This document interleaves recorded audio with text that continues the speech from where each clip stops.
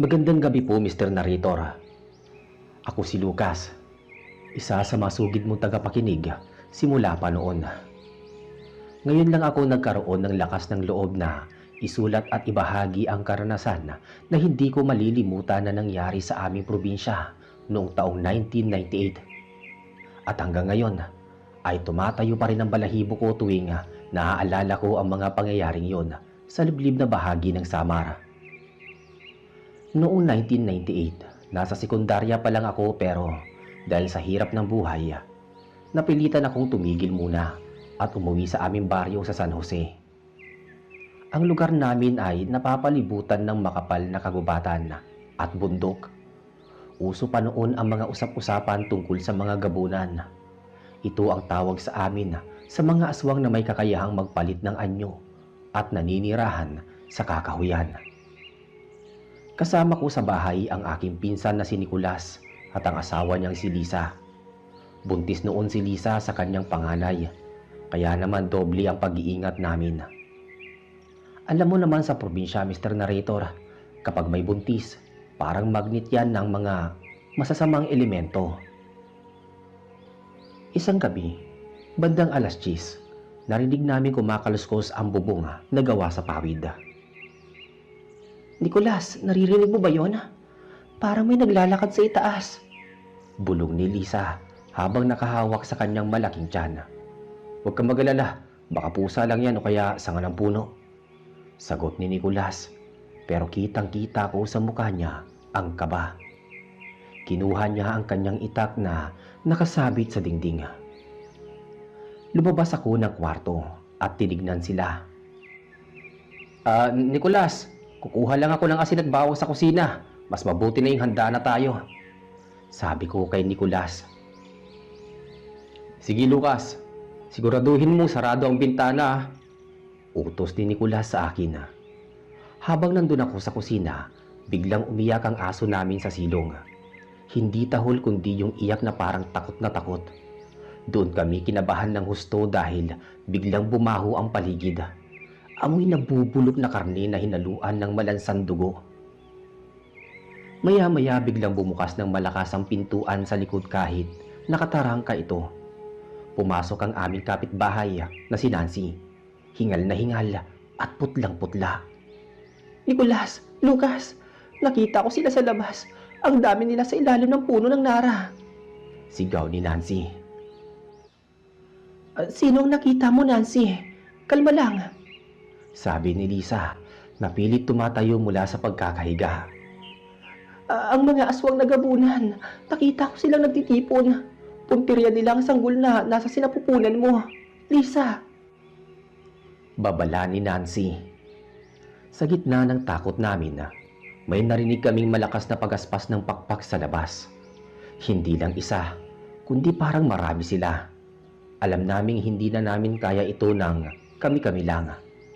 Dito na pumasok sa usapan ng tungkol sa ermitanyong nakatira sa paanan ng bundok, si Teryo. Si Lolo Teryo ay matagal ng balita sa amin. Sabi nila, isa siyang ermitanyo na may hawak na anting-anting at marunong lumaban sa mga maligno. Bihira siyang bumaba sa kabihasnan, pero kilala siya bilang tagapagtanggol ng baryo laban sa mga hindi nakikita. Kailangan nating tawagin si Lolo Teryo. Hindi natin kaya mga yan kung itak lang ang gagamitin natin. Sabi ko. Pero Lucas, gabi na. Mapanganib lumabas. Pigil ni Nancy. Wala na tayong mapipilian pa. Kung hindi natin siya tatawagin, papasukin nila ang bahay na to. Matapang na sagot ni Nicolas. Bago pa man ako makalabas, isang malakas na kalabog ang narinig namin sa pintuan. Parang may gustong pumasok na malaking hayop. Biglang may sumigaw mula sa labas. Isang boses na malalim at puno ng otoridad. Magsilayo kayo! Hindi niyo makukuha ang buhay na nasa loob ng bahay na ito! Sigaw ng matanda. Dungaw namin sa bintana. Nakita namin ang isang matandang lalaki na nakasuot ng kupas na short at may mga kwintas na gawa sa kung anong buto at kahoy. Si Lolo Teryo yun. Hawak niya ang isang tungkod na yari sa kahoy ng kamagonga. Lolo Teryo, tulungan niyo po kami. Sigaw ni Lisa mula sa loob. Huwag kayong lalabas, Lisa, Nicolas, Lucas. Bantayan ninyo ang bawat sulok ng bahay. Ako na ang bahala sa mga aberyang ito. Sagot ni Lolo Terio habang nagsisimulang mag-usal ng mga salitang hindi ko maintindihan. Sa liwanag ng buwan, nakita namin ng mga anino na bumaba mula sa puno. Hindi sila tao. Mahahaba ang kanilang mga kuko. Namumula ang mga mata at ang kanilang mga dila ay parang sinulid na haba na lumalabas-masok sa kanilang mga bibig. Sila ang mga aswang nagabunan. Terio, huwag kang makialam dito. Gutom kami at kailangan namin ng bata. Ulong ng isa sa mga aswang. Ang boses ay parang kinakalos na lata. Hanggat ako ang nakatayo rito, walang gabunang makakatapak sa hangganan nito. Hamon ni Lolo Terio. Doon nagsimula ang labanan. Nakita ko kung papaano ibinagayway ni Lolo Terio ang kanyang tungkod. Sa tuwing tatama ito sa mga aswang, may lumalabas na parang kislap ng apoy. Ang mga aswang naman ay mabilis na lumilipad at sumusugod mula sa iba't ibang direksyon. Sa loob ng bahay, hindi rin kami naging kampante. Si Susan, ang isa pa naming kamag-anak na kakarating lang din dahil sa narinig na kaguluhan, ay mabilis na naghanda ng mga pangotra. Lucas, Nicolas, ilabas niyo ang mga buntot pagi. Ipalit niyo sa mga itak ninyo. Sigaw ni Susan. Kinuha namin ng mga buntot pagi na nakatayo sa bodega. Habang nasa labas si Lolo Terio at nakikipagpuno sa 3 aswang, may isang kaluskos at nakalusot at pilit na binubutas ang sahig na kawayan sa ilalim mismo ni Lisa. Nicolas, sa ilalim! Sigaw ni Lisa nang maramdaman niya ang matulis na kuko na nakatusok sa kawayan. Agad na itinarak ni Nicolas ang buntot pagi sa pagitan ng mga kawayan. Isang nakabibinging tili ang narinig namin mula sa silong. Tinamaan ko, Lucas. Tulungan mo ko rito. Sigaw ni Nicolas. Tumakbo ako at pinagtulungan naming saksakin ang kung anong nilalang sa ilalim. Pero hindi sila basta-basta sumusuko. Habang abala kami, narinig namin ang pagbasag ng bintana sa kusina. Nancy, Susan, bantayan niyo ang kusina. Utos ko. Si Susan ay mabilis na kumuha ng asin at sinaboy ito sa direksyon ng bintana. Isang aswang na tila isang malaking ibon ang umatras habang umaapoy ang balat nito nang tamaan ng asina. Hindi kayo makakapasok! Matapang na sigaw ni Susan. Sa labas, tila nahihirapan rin si Lolo Terio. Marami ang mga kalaban at tila hindi sila nauubos. Nakita ko si Lolo Terio na napaluhod ng sunggaban siya ng isang aswang sa balikat. Lolo Terio! Sigaw ko at takmang lalabas para tulungan siya. Wag, Lucas. Manatili kayo sa loob. Kunin niyo ang langis na itim sa altar. Sigaw ni Lolo Terio habang pilit na tinutulak ang nilalang. Mabilis na tumakbo si Nancy sa altar at kinuha ang maliit na bote ng itim na langis. Inabot niya ito sa akin. Binuksan ko ang bintana at buong lakas na ibinato kay Terio. Lolo, heto na! Sigaw ko. Nasalo ni Lolo Terio ang bote at mabilis itong binasag sa kanyang sariling palad. Ipinahid niya ang langis sa kanyang tungkod at bigla itong nagliwanag ng kulay asul. Sa isang kumpas lang ni Lolo Terio, tumalsik ang mga aswang na nakapaligid sa kanya. Ngayon tikman niyo ang bagsik ng mga bantay ng lupa. Sigaw ng matanda. Ang mga aswang ay tila natakot sa bagong enerhiyang lumalabas kay Lolo Terio. Nagsimula silang mag-atrasan patungo sa kakahuyan, pero hindi sila tuluyang umalis.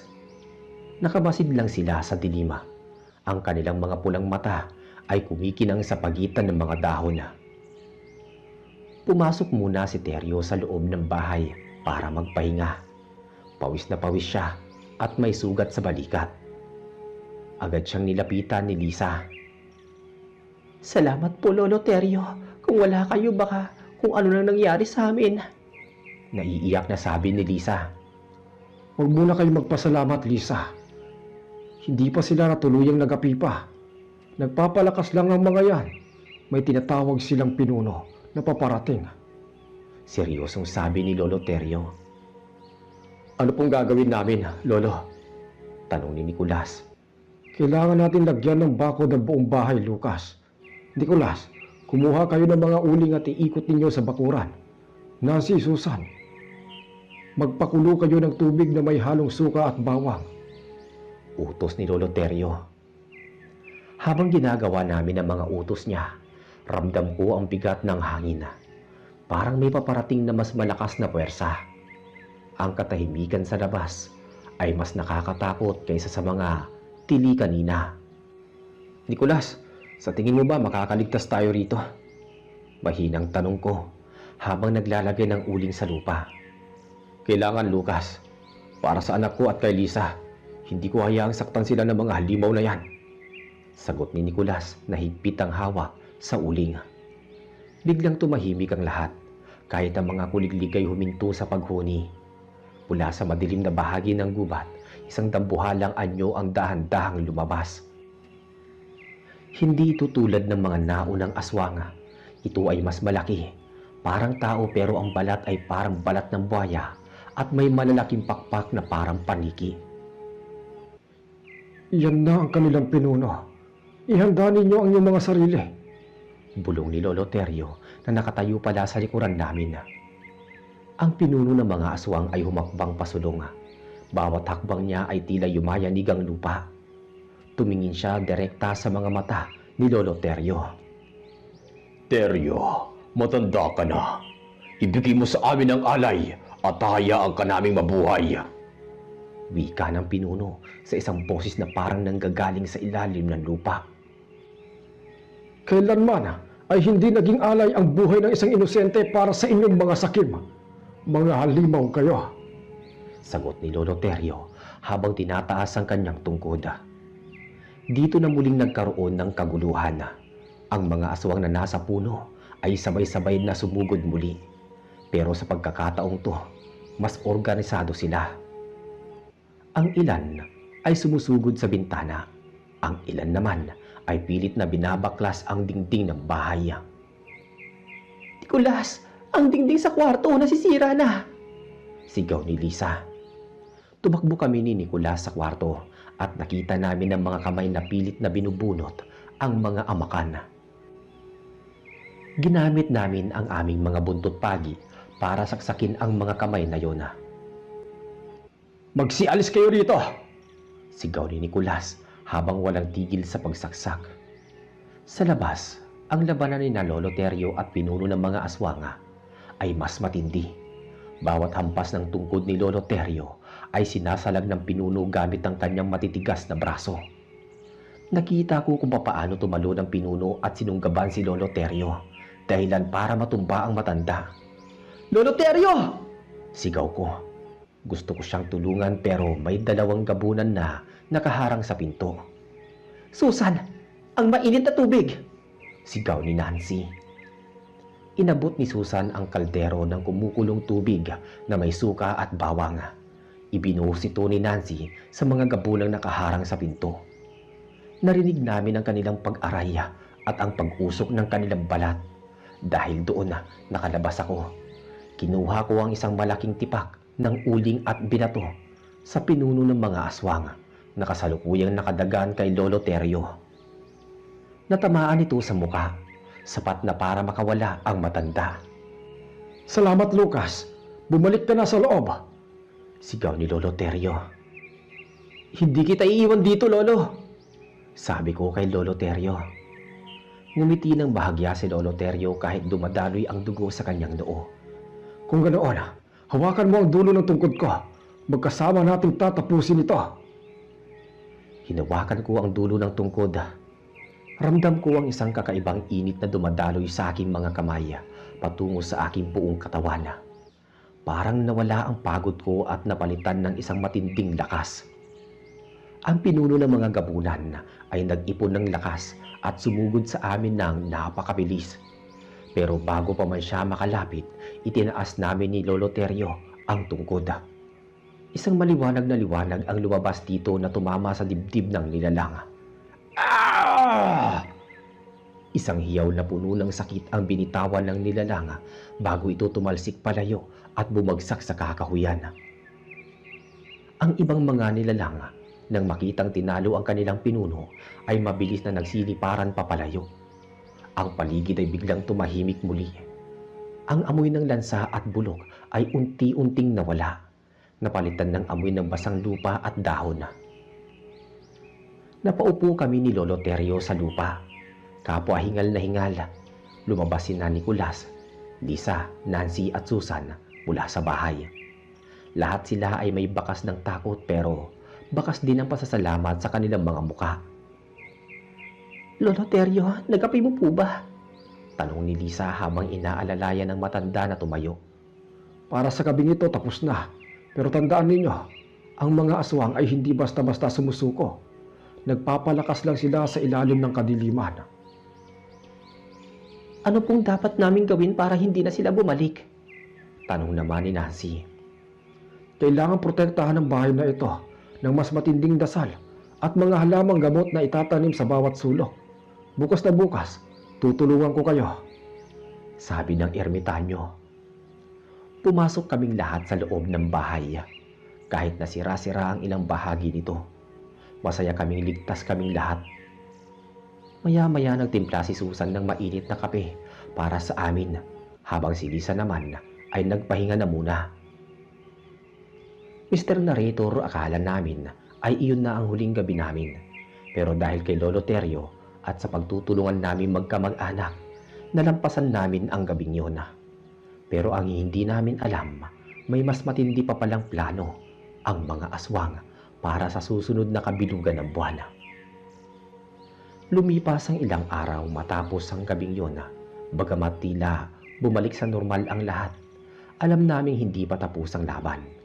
Ang mga bakas ng kuko sa aming dingding at mga sunog na bahagi ng aming bakuran ay nagsisilbing paalala sa totoo at panganib na paparating.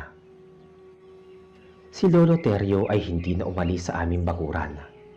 Doon muna siya tumira sa isang pansamantalang silong na itinayo namin ni Nicolas. Araw-araw may ginagawa siyang ritual. Nagtatanim siya ng mga mahiwagang ugat at nagwiwisik ng kung anong klaseng langis sa paligid ng aming lote. Lolo Terio, bakit kailangan pang gawin lahat ng to? Akala ko ba nataboy na natin sila? Tanong ni Nicolas habang tinutulungan ng matanda sa paghuhukay. Nicolas, ang pinuno ng mga aswang na nakaharap natin ay sugatan lang, hindi napatay. At sa darating na kabilugan ng buwan, ang kanilang lakas ay madodoble. Puntirya pa din nila si Lisa. Dahil sa sinabi ni Lolo Terio, lalong naging praning si Lisa. Hindi na siya lumalabas ng kwarto. Kahit ang pagpunta sa banyo ay kailangan may kasama siya. Isang hapon na, habang nagluluto si Susan sa kusina, bigla siyang sumigaw. "Lucas! Nicolas! Hali kayo rito!" Tumakbo kami sa kusina at nakita namin ang isang kakaibang tanawin. Ang lahat ng pagkain niluto ni Susan ay biglang naging uod. Ang kanin, ang ulam na isda, pati na ang tubig sa pitsela ay naging kulay itim at malansa ang amoy. "Paano nangyari to? Ngayon ko lang sinalang ang mga yan," nanginginig na sabi ni Susan. Pumasok si Lolo Terio sa loob ng bahay at tinignan ng mga uod. Ito ay isang padala. Ibig sabihin, may isa sa inyo na nagdala ng sumpa sa loob ng bahay nang hindi ninyo nalalaman. Nagkatinginan kami. Sino sa amin? Si Nancy ay kakarating lang din mula sa palengke ng sandaling yon. Nancy, may kinausap ka ba o tinanggap ka na gamit sa palengke? Tanong ng matanda. Napaisip si Nancy. May isang matandang babae na nag-alok sa akin ng luya. Sabi niya mabuti daw yun para kay Lisa. Tinanggap ko dahil mukha naman siyang kawawa. Nasaan ang luya? Ipinakita ni Nancy ang supot. Nang buksan ito ni Lolo Terio, hindi luya ang laman, kundi mga tipak ng buto ng tao na ibinalot sa tuyong dahon ng saging. Dito sila dumaan. Binigyan niyo sila ng pahintulot na makapasok sa espiritual na bakod na ginawa ko, sabi ng matanda. Dahil sa pagkakamaling iyon ni Nancy, tila naging marupok ang depensa ng bahay. Noong gabing yon, nagsimula na namang magparamdam ang mga aswang. Pero sa pagkakataong to, hindi sila sumugod ng harapan. Maya-maya pa, narinig namin ang boses ni Nicolas mula sa labas ng bahay, kahit na nasa tabi ko lang siya. Lucas, buksan mo ang pinto. Tulungan mo ko dito sa labas. May nakuha akong malaking usa. Ang boses ay eksaktong boses ni Nicolas. Huwag kang sasagot, Lucas.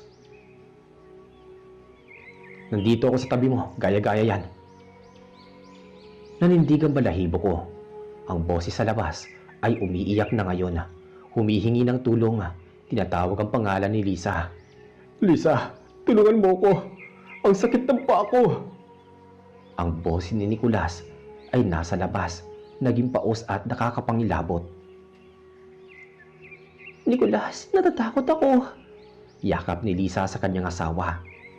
Biglang namatay lahat ng ilawan. Ang gasera ay kusang naapula kahit walang hangin. Sa dilim naman nakita namin ang mga pares ng kumikinang ng mga mata sa bawat bintana. Susan, Nancy, kunin niyo ang mga sulo. Sigaw ni Lolo Terio. Mabilis na sinindihan ni na Susan at Nancy ang mga sulong nakahanda. Pero pagliwanag ng paligid, wala na si Lisa sa higaan. Lisa! Lisa, nasan ka? Sigaw ni Nicolas. Nandoon siya sa bintana. Nakita namin si Lisa, parang wala sa kanyang sarili. Dahan-dahang lumabas sa bintana na tila hinihila ng isang hindi nakikitang puwersa. Ang kanyang mga mata ay purong puti at walang malay. Lisa, bumalik ka rito. Sigaw ni Nicolas habang pilit na hinahawakan ng binti ng asawa. Pero ang lakas ni Lisa ay hindi pang tao. Nasipa niya si Nicolas palayo. Sa labas ng bintana naman, nakita namin ang pinuno ng mga aswang. Nakalutang sa hangin at ang kanyang mahabang dila ay nakapulupot sa bewang ni Lisa. Lolo Terio, gawin mo ang lahat. Sigaw ko habang kinukuha ang aking itak. Inilabas ni Lolo Terio ang isang maliit na kampana na gawa sa tanso. Pinatunog niya ito ng malakas habang sumisigaw ng mga orasyon. Sa bawat tunog ng kampana, tila nasasaktan ang mga aswang. Lucas, Nicolas, talian ninyo ang bewang ni Lisa ng lubid na binasbasan ko. Utos ng matanda. Mabilis kaming kumilos habang abala si Terio na nakikipagtagisan sa lakas ng pinuno ng mga aswang. Kami ni Nicolas ay pilit na hinihila si Lisa pabalik sa loob. Susan, Nancy, ibuhos niyo ang suka sa dila ng halimaw na yan. Sigaw ni Nicolas. Kumuha ng isang timbang suka sina Susan at Nancy at sabay na ibinuhos ito sa dila ng pinuno ng mga aswang na nakapulupot kay Lisa. Umusok ang dila nito at sa sobrang sakit ay nabitawan niya si Lisa. Bumagsak si Lisa sa loob ng bahay pero hindi pa rin siya nagigising. Ang kanyang tiyan ay tila gumagalaw kung kusa. Parang may kung anong gustong lumabas doon. Lolo Terio, ang bata. Parang may nangyayari sa loob ng tiyan niya. Sigaw ni Susana. Lumapit si Lolo Terio at ipinatong ang kanyang kamay sa tiyan ni Lisa. Sinusubukan nilang kunin ang bata mula sa loob sa pamamagitan ng pangkukulang. Kailangan nating ilipat ang sumpa. Papaano, Lolo? Tanong ko. Kailangan ko ng isang buhay na manok, Lucas. Nasaan ang mga manok sa silong? Nandyan lang po, kukuha ako. Sa ilalim ng bahay, nakita ko ang mga aswang na nakadungaw sa akin mula sa kakahuyan. Hindi ko sila pinansin. Kumuha ako ng isang itim na manok at mabilis na umakyat muli. Heto na po, Lolo. Hingal kong sabi. Kinuha ni Lolo Terio ang manok at nagsimulang magdasal. Sa isang iglap, ang manok ay biglang nangisay at namatay, habang si Lisa naman ay biglang napadilat at sumigaw. Ang panginginig ng kanyang tiyan ay huminto. Lisa, ayos ka lang ba? Nicolas, ang sakit ng ulo ko. Ano nangyari? Mahinang tanong ni Lisa. Bumalik sa normal lang kanyang mga mata. Ngunit hindi pa kami nakahinga ng maluwag dahil ang isang malakas na pagyanig ang naramdaman namin mula sa bahay. Ang pinuno ng mga aswang ay galit na galit na. At sa pagkakataong to, hindi lang siya mag-isa. Kasama niya na ang buong kawan at tila handa na silang gibain ang buong bahay. Hindi na uubra ang depensa dito sa loob. Kailangan nating lumabas at harapin sila sa gitna ng bakuran, kung saan mas malakas ang aking kapangyarihan. Utos ng matandang ermitanyo. Pero lolo, masyado silang marami, sabi ni Nancy. Lucas, Nicolas, hawakan niyo ang mga sulo at ang buntot pagi. Susan, Nancy, bantayan niyo si Lisa sa depensang gagamitin ko. Walang aalis sa loob ng depensa. Utos ng ermitanyo. Lumabas kaming lahat sa gitna ng bakuran. Gumuhit si Lolo Teryo ng isang malaking bilog gamit ang asin at tuling. Sa gitna nito ay nakaupo si Lisa habang nakapaligid sa kanya sina Susan at Nancy. Kami ni Nicolas at Lolo Teryo ang nasa labas ng bilog, handang makipagpatayan. Ang kabilugan ng buwan ay nasa ituktok na. Ang liwanag nito ay tila nagbibigay ng kakaibang anyo sa mga aswang. Ang kanilang mga balat ay nagiging kulay abo at ang kanilang mga kuko ay lalong humahaba. Ngayong gabi, matatapos ang iyong pananakot sa baryo. Sigaw ng ermitanyo habang tinataas ang kanyang asul na nagliliyab na tungkod. Ang pinuno ng mga aswang ay bumaba mula sa puno at lumapag sa lupa. Nagbagong anyo siya. Ngayon ay mukha na siyang dambuhalang aso na may mukha ng tao. Teryo, sa gabing ito, kakainin ko ang iyong puso, ungol ng pinuno. Doon nagsimula ang pinakamatinding labanan na naranasan ko sa buong buhay ko, Mr. Narrator. Ang kawan ng mga aswang ay sabay-sabay na sumugod mula sa lahat ng direksyon. Hindi ko malilimutan ang itsura ng langit noong gabing yon. Ang buwan ay parang isang malaking matang nakatingin sa amin. Mapulang-mapula at tila nagbibigay ng lakas sa mga halimaw. Sa hudyat ng pinuno ng mga aswang, sabay-sabay silang sumugod. Huwag kayong tatalikod. Nicolas, Lucas, sa kanan at kaliwa kayo. Isang aswang na ang anyo ay parang payat na tao na may pakpak ang sumunggab sa akin. Ramdam ko ang hangin ng kanyang paghampas. Buong lakas kong ibinasiwas ang buntot pagi na aking hawak. Lucas, sa likod mo! Agad akong umiwas at hinataw ang nilalang. Isang matinding tilamsik ng dugo ang lumabas sa balikat nito. Sa kabilang banda, si Nicolas ay parang nakikipagpuno sa isang malaking aso gamit ang kanyang itak. Pinagtataga niya ang bawat gabunang lumalapit sa bilog kung nasaan ang kanyang asawa. Hindi niyo sila makukuha. Mamamatay muna kayo. Sigaw ni Nicolas habang namumula ang mga mata sa galit at takot. Sa gitna ng bilog, nakayakap si Susan at Nancy kay Lisa. Hawak nila ang mga rosaryo at bote ng banal na langis. Lisa, huwag kang titingin sa kanila. Manalangin lang. Bulong ni Susan habang pilit na pinapakalma ang nanginginig na si Lisa. Si Lolo Teryo ay nasa harap na ng pinuno ng mga aswang. Ang tungkod niya ay tumatama sa lupa at sa bawat tama nito ay nagpapatalsik sa banal na enerhiya. Pero ang pinuno ay tila hindi tinatablan sa ordinaryong orasyon. Teryo, tapos na ang oras mo. Ulong ng pinuno bago ito mabilis na sumakmal sa direksyon ng matanda. Naiwasan ni Lolo Teryo ang kagat pero nagasgasan ang kanyang braso. Dito ko nakita ang isang bagay na hindi ko akalaing magagawa ng isang tao. Binitawan ni Lolo Teryo ang kanyang tungkod at hinawakan ang dalawang sungay ng nilalang. Lucas, ang asin! Isaboy mo sa paligid ng pinuno. Utos ng ermitanyo habang pilit na pinipigilan ng dambuhala. Kinuha ko ang sako ng asin na nasa paanan ko. Kahit may mga gabunan na pilit na humahablot sa damit ko, tumakbo ako paikot sa kanila. Nancy, Susan, tulungan niyo si Lucas. Sigaw ni Nicolas habang hinahawi ang mga aswang na humaharang sa akin. Mabilis na lumabas ng kaunti sa bilog si Nancy at kumuha din ng asin. Sabay naming isinaboy ang mga asin sa paligid ni Teryo. at ng pinuno ng mga aswang. Nang makabuo kami ng singsing na asin, biglang nagliyabang lupa. Ngayon na! Sigaw ni Lolo Terio. Binunot ni Lolo Terio ang isang maliit na balisong na gawa sa pilak mula sa kanyang bewang. Tinarak niya ito sa mismong leeg ng pinuno. Isang nakangingilong hiyaw ang bumalot sa buong gubat. Ang mga gabunang sumusugod sa amin ay biglang napatigil at nagsimulang mangisay. Ang kanilang buhay ay nakatali sa kanilang pinuno. Paliwanag ng ermitanyo.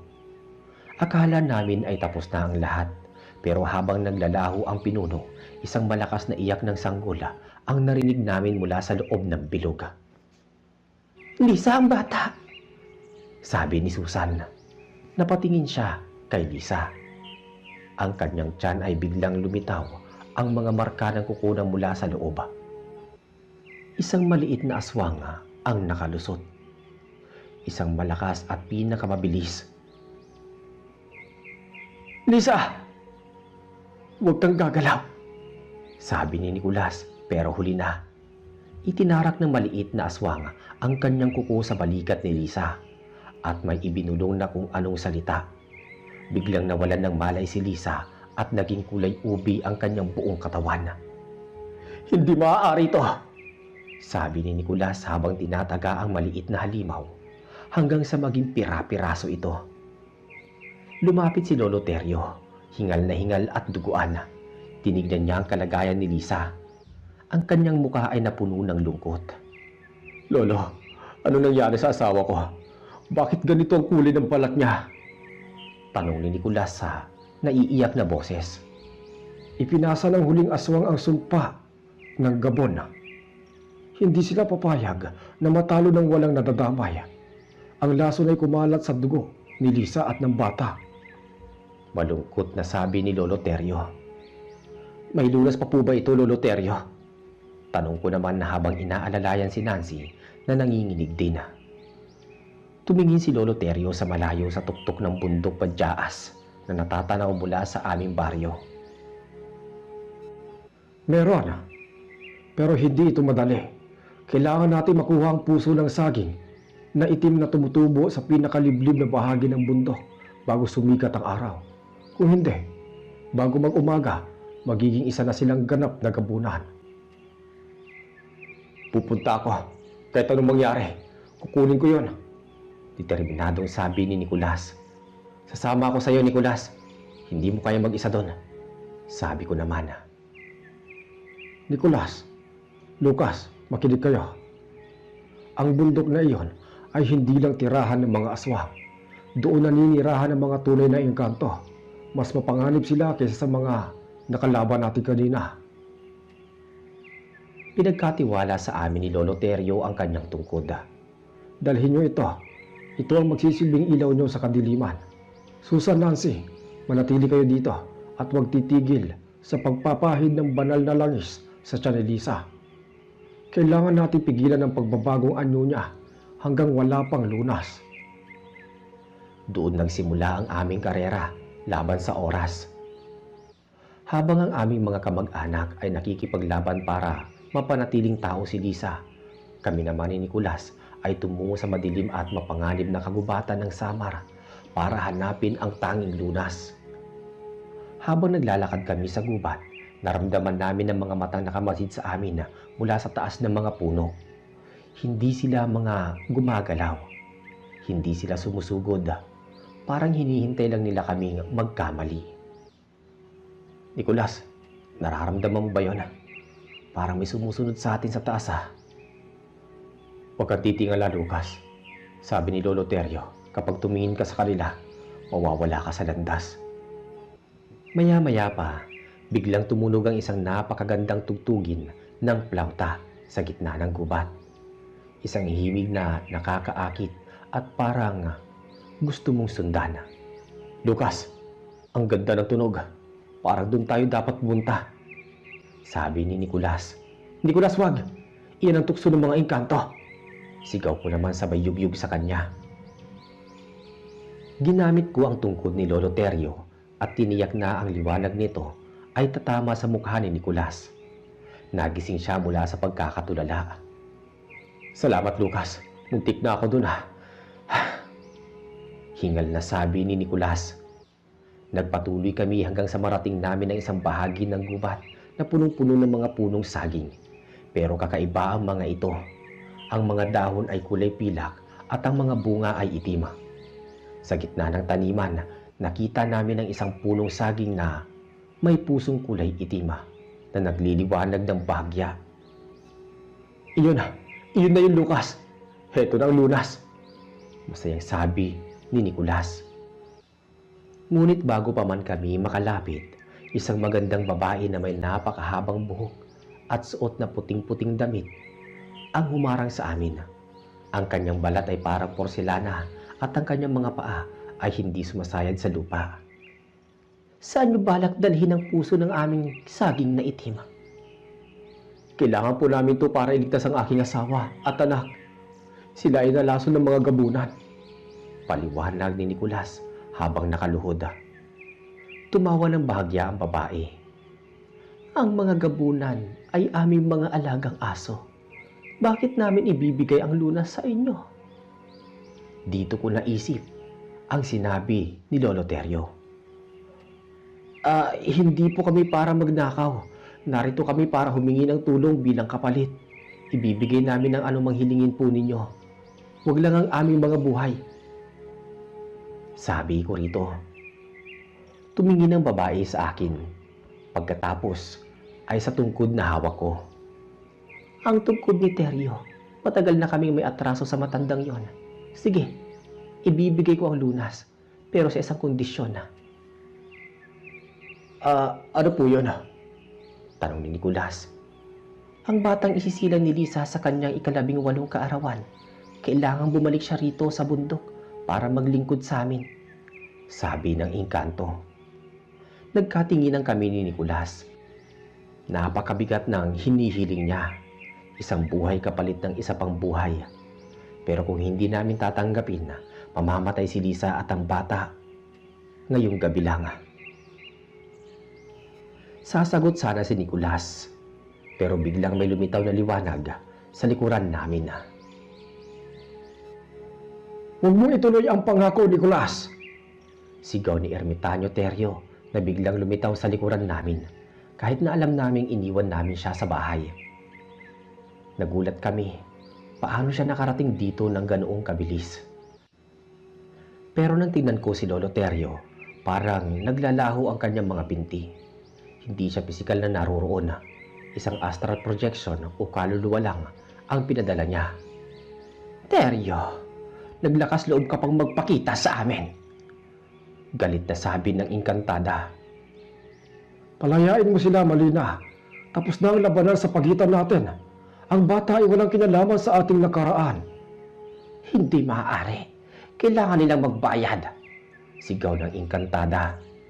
Biglang nagbago ang paligid. Ang magandang taniman ng saging ay naging isang madilim at masukal na lugar na puno ng mga tinik. Si Malina ay nagbagong anyo rin. Ang kanyang magandang muka ay naging isang bungo.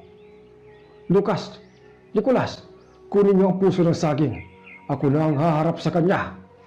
Sigaw ng espiritu ni Lolo Terio. Habang naglalaban ng dalawang makapangyarihan, tumakbo kami ni Nicolas patungo sa itim na saging. Gamit ang itak, mabilis na tinaga ni Nicolas ang puso nito. Nakuha ko na! Tara na, Lucas! Tumakbo kami pabalik. Hindi na tinitignan ang nangyayari. Sa likuran namin, dinig namin ang mga sigaw at pagsabog ng enerhiya mula kay Lolo Terio at kay Malina. Nakarating kami sa bahay ng hingal na hingal. Saktong nagsisimula ng magliwanag ang kalangitan. Nakita namin si Lisa sa may sahig. Ang kanyang balat ay halos purong itim na at may mga balahibong tumutubo sa kanyang braso. Nicolas, Lucas, huli na yata kayo. Hindi. Eto ng lunas. Mabilis na dinikdik ni Nancy ang puso ng itim na saging at pinainomang katsa nito kay Lisa. Pinahiran din nila ang mga sugat ni Lisa gamit ang sapal nito. Ilang minuto ang lumipas na puno ng kaba. Biglang sumuka ng itim na likido si Lisa. Pagkatapos noon, dahan-dahang bumalik ang normal na kulay ng kanyang balat. Ang mga balahibo sa kanyang braso at mga binti ay nagkakandalaglag na. Salamat sa Diyos! Salamat! Iyak ni Nicolas habang yakap ang asawa. Pero sa kabila ng tuwa, napansin namin ang isang bagay. Si Lolo Terio na nakaupo sa isang sulok ng bahay. Ang kanyang pisikal na katawan ay hindi na humihinga. Ang kanyang muka ay payapa pero wala na itong buhay. Lolo Terio! Bulong ni Susan. Nagsakripisyo si Lolo Terio. Ibinigay niya ang kanyang huling lakas para protektahan kami sa bundok. Lumipas sa mga taon, Mr. Narrator, ang sugat ng nakaraan ay tila natakpan na ng panahon. Pero ang mga alaala ng gabing yon ay nananatiling sariwa sa aking isipan. Ang anak ni Nicolas at Lisa ay isinilang na malusog. Pinangalanan nila itong Victoria. Isang paalala ng aming tagumpay laban sa mga aswang. Naging maayos ang buhay namin. Si Susan at Nancy ay nananatili sa aming tabi at naging katuwang sa pagpapalaki kay Victoria. Pero habang lumalaki ang bata, may mga bagay kami napapansin na hindi mapaliwanag. Hindi siya tulad ng ibang bata. Mas gusto niya mapag-isa sa ilalim ng mga puno at madalas siyang makitang tila may kausap sa hangin. Nicolas, nag-aalala ako para sa anak natin. Naalala ko ang mga sinabi niyo noon tungkol sa bundok. Huwag kang mag-alala, Lisa. Hanggat narito tayo, walang uwa sa kanya. Dumating ang ika-18 kaarawan ni Victoria. Isang malaking handaan ang hinanda ni Nicolas at Lisa sa aming lumang bahay. Inanyayahan namin ang buong baryo para mawala ang bigat ng aming nararamdaman. Pero habang papalapit ang hating gabi, ang hangin ay nagsisimulang lumamig. Isang lamig na hindi galing sa ulan, kundi lamig na nagmumula sa kakahuyan. Lucas, nararamdaman mo ba yun? Tanong ni Nancy sa akin habang nag-aayos ng mga plato sa kusina. Oo, Nancy, parang bumabalik ang amoy noon. Sagot ko naman habang mahigpit na hawak ang lumang tungkod ni Lolo Terio na itinago ko sa loob ng maraming taon. Biglang tumigil ang musika sa labas. Ang mga bisita ay tila napako sa kanilang kinatatayuan sa gitna ng dilim. Lumitaw naman ang isang itim na paru-paro na kasing laki ng palad ng tao. Umiikot ito kay Victoria na noon ay nakasuot ng puting bestida.